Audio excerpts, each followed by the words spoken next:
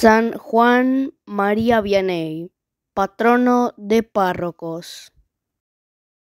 En 1806, el cura de Écully, María Valey, abrió una escuela para aspirantes a eclesiásticos y Juan Bautista María Vianney fue enviado a ella.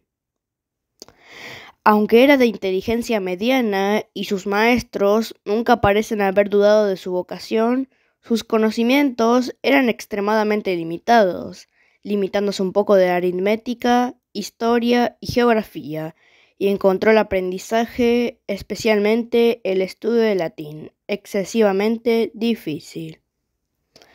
Uno de sus compañeros, Matías Loras, después primer obispo de Dubuque, le ayudaba en sus lecciones de latín. Pero ahora se presentó otro obstáculo. El joven Vianney fue llamado a filas al haber obligado la guerra de España y la urgente necesidad de reclutas a Napoleón a retirar la exención que disfrutaban los estudiantes eclesiásticos en la diócesis de su tío, el cardenal Fesch. Mateo Vianney intentó sin éxito procurarse un sustituto, de modo que su hijo se vio obligado a incorporarse.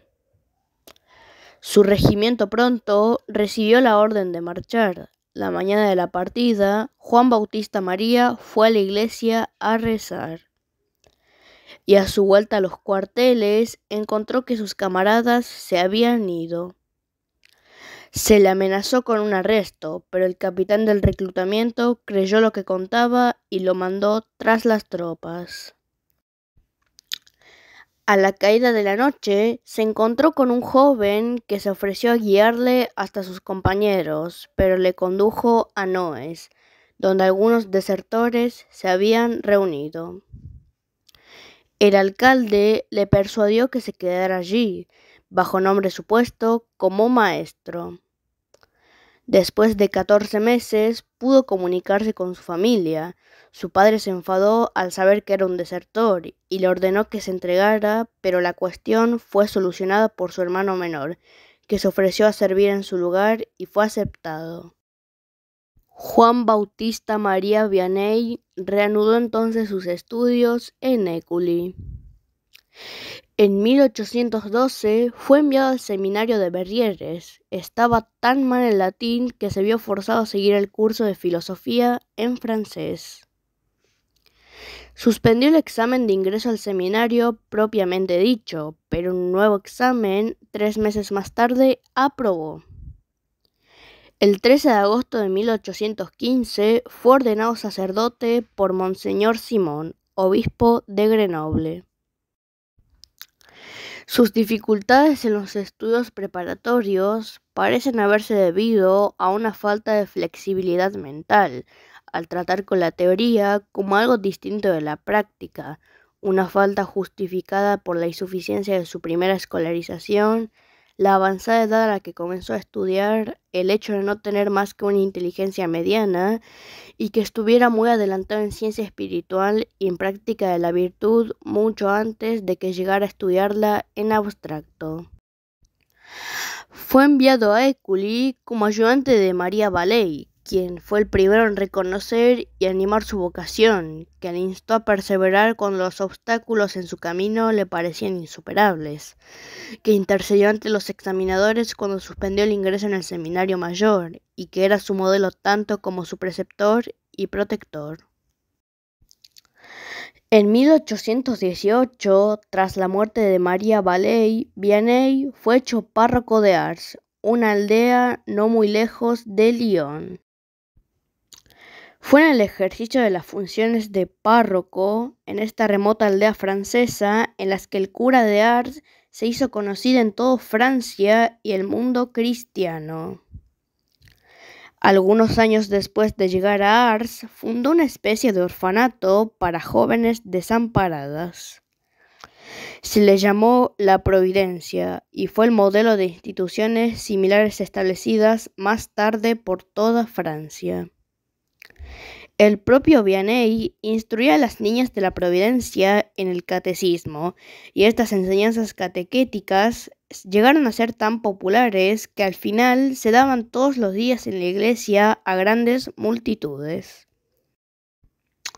La Providencia fue la obra favorita del cura de Ars, pero aunque tuvo éxito, fue cerrada en 1847, porque el santo cura pensaba que no estaba justificado mantenerla frente a la oposición de mucha buena gente. Su cierre fue una pesada prueba para él. Pero la principal labor del cura de Ars fue la dirección de almas. No llevaba mucho tiempo en Ars cuando la gente empezó a acudir a él de otras parroquias, luego de lugares distantes, más tarde de todas partes de Francia y finalmente de otros países. Y en 1835 su obispo le prohibió asistir a los retiros anuales del clero diocesano, porque las almas le esperaban allí. Durante los últimos 10 años de su vida, pasó de 16 a 18 horas diarias en el confesionario. Su consejo era buscado por obispos, sacerdotes, religiosos, jóvenes y mujeres con dudas sobre su vocación, pecadores y personas con toda clase de dificultades y enfermos.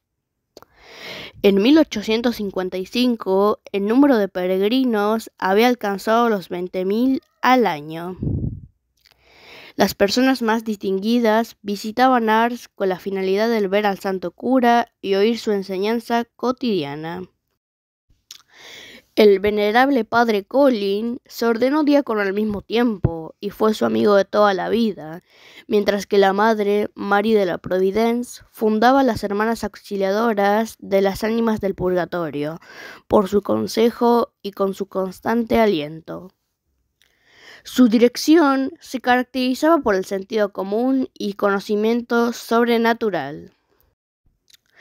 A veces adivinaba pecados no revelados en una confesión imperfecta.